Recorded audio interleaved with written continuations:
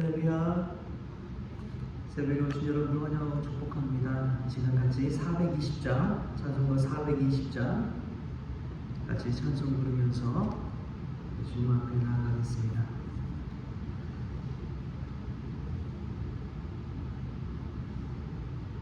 너 성결케 위해 늘 기도하며 너 주 안에 있어 늘 성경 보고 온 형제들 함께 늘 사귀면서 일하기 전마다 너 기도하라.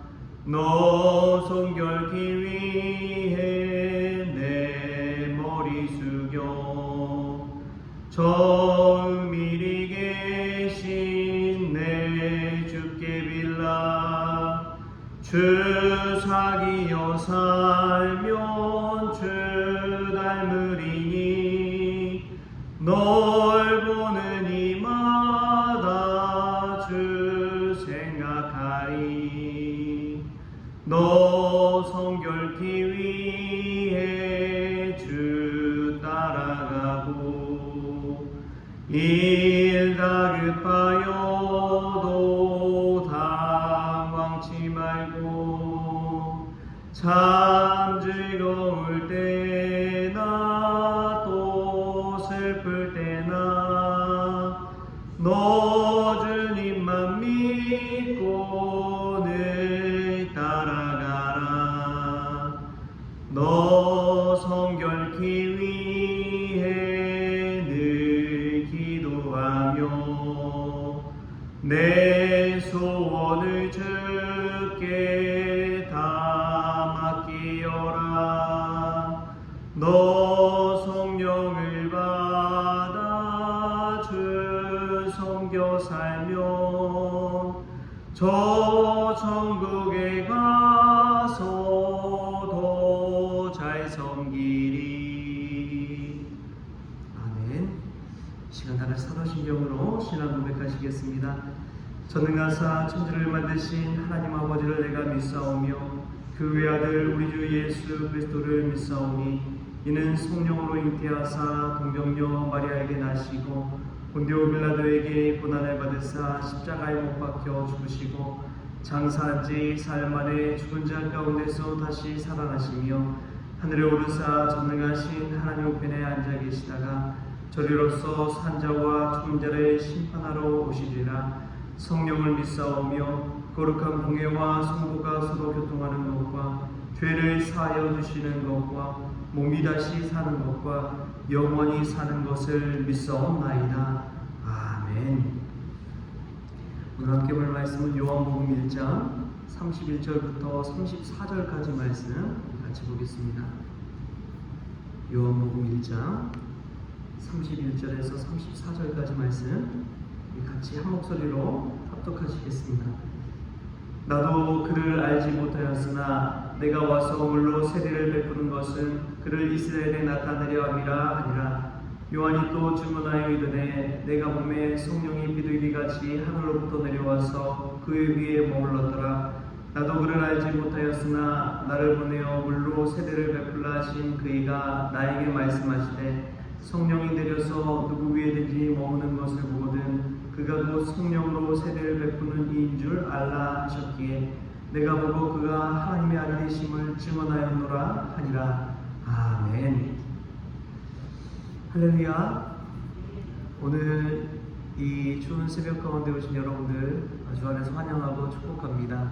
주님의 사랑과 은혜가 오늘 하루 여러분의 삶 가운데 가득하기를 축복합니다.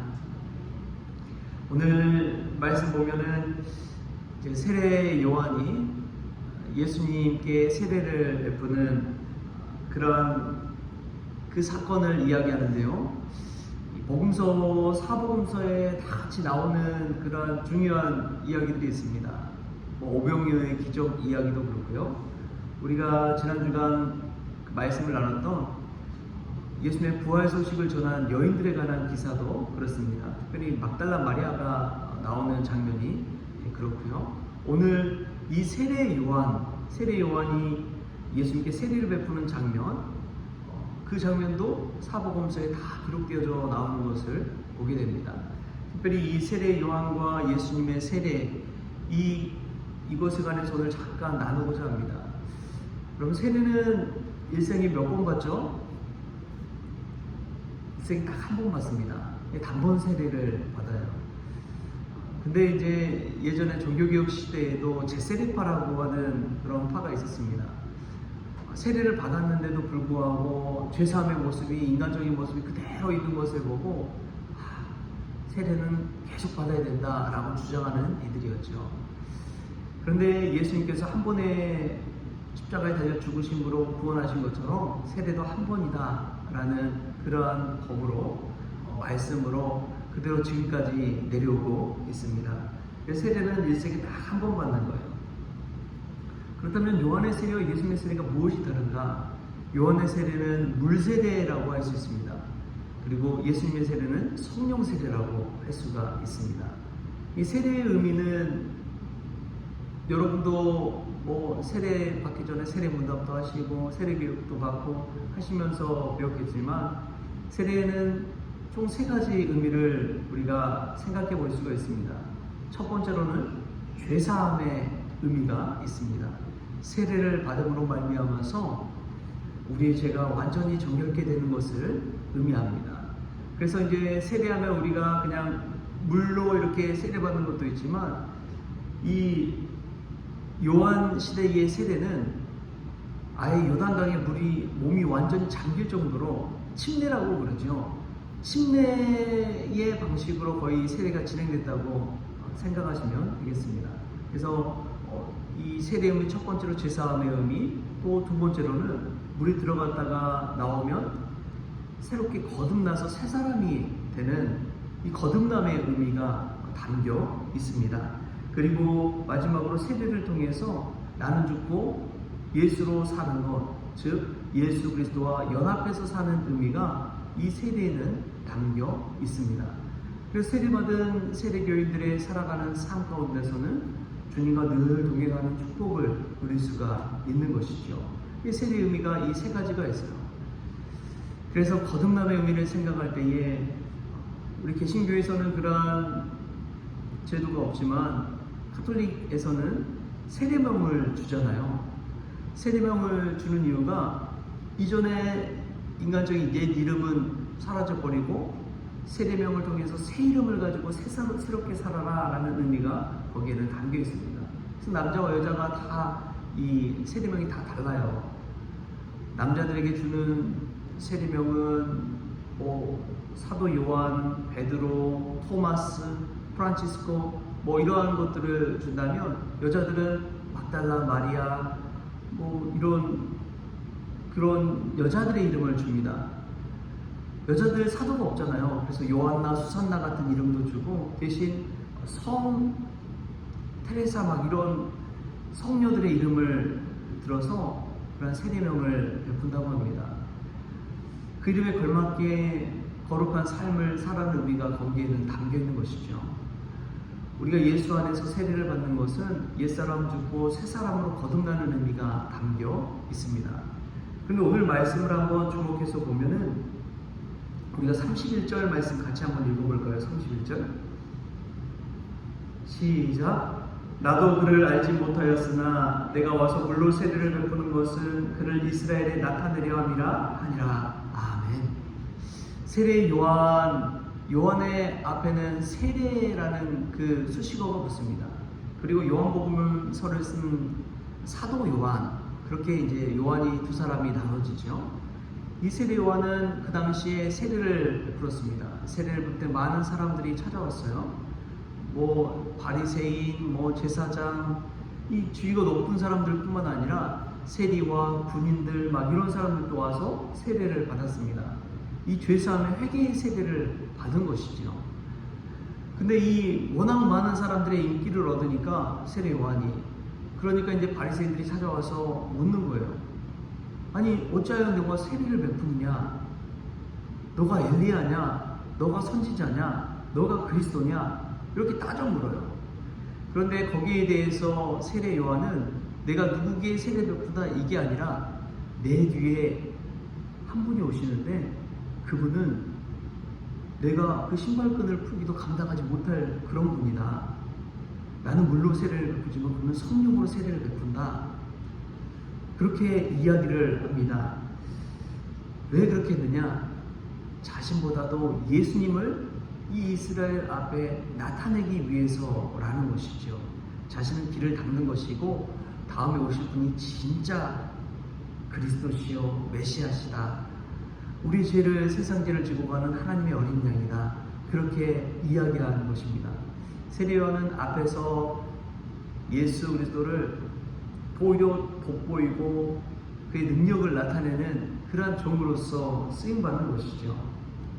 근데 요한에게 한 가지 표징을 준 게 무엇이냐? 자신은 물로 세례를 주지만 성령이 비둘기같이 하늘에서 내려오는 그분을 볼 때에 그가 바로 세상의 모든 죄를 지고 가는 하나님의 어린 양이다. 또 하나님의 아들이신 그 이심을 알게 된다고 하는 표징을 받게 됩니다. 그래서 세례 요한에게 예수님께서 나온 것이죠. 세례 요한의 그 사역을 뒤이어서 예수님께서 마치 사역을 바톤 터치를 해서 받는 것처럼 그러한 일들을 이루어간 것입니다. 그 중심에 있는 것이 바로 세례입니다. 여러분, 이러한 세례의 의미를 생각해 볼 때에 나 자신을 한번 생각해 보십시오. 집사직분 이상 받으신 분들은 기본적으로 다 세례를 받으신 분이에요.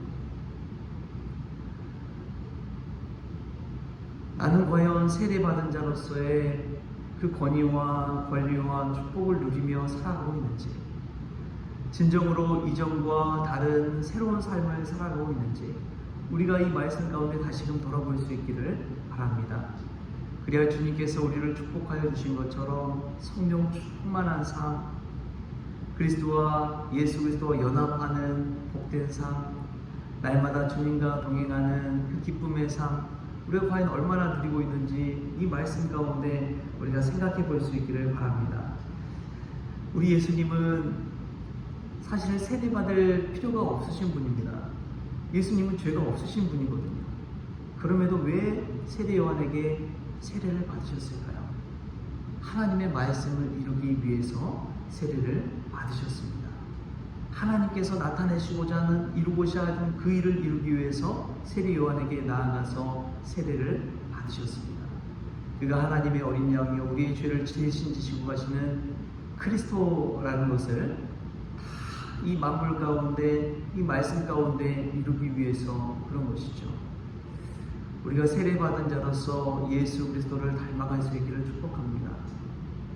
하지 않아도 되는 그러한 일을 예수님께서 하신 것처럼 우리도 굳이 하지 않아도 되지만 예수 그리스도를 위해서라면 그 일을 행할 수 있는 믿음의 성도 될 수 있기를 축복합니다. 세례의 의미를 생각하면서 새 사람 되어서 나의 자존심, 나의 자아 이런 것들은 완전히 내려놓고 온전히 예수님으로 말미암아 새로운 인생을 오늘 또 살아가는 저와 여러분 될 수 있기를 바랍니다. 그때 세례 교인에게 주어지는 그 축복, 죄사함의 축복, 거듭남의 축복, 주님과 동행하는 축복, 이 축복이 우리 가운데 더욱 풍성히 임할 줄 믿습니다. 그러한 은혜로 오늘 하루를 새롭게 살아가는 저와 여러분 될 수 있기를 주신 예수님의 이름으로 축복합니다. 하나님 감사합니다. 오늘도 새벽의 자리, 말씀의 자리, 기도의 자리로 불러주셔서 하나님 앞에 나왔습니다. 세례의 의미를 다시금 되새겨보며 하나님 저희들 세례받은 자로서 죄사함과 거듭남과 그리스도와 연합하는 번세를 누리며 살아가게 하여 주옵소서.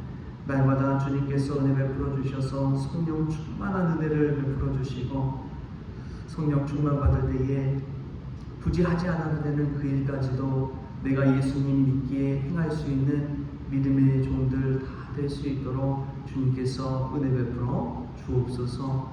오늘 하루의 모든 것 주님께 닦아오며 거룩하신 예수님의 이름으로 기도합니다. 아멘.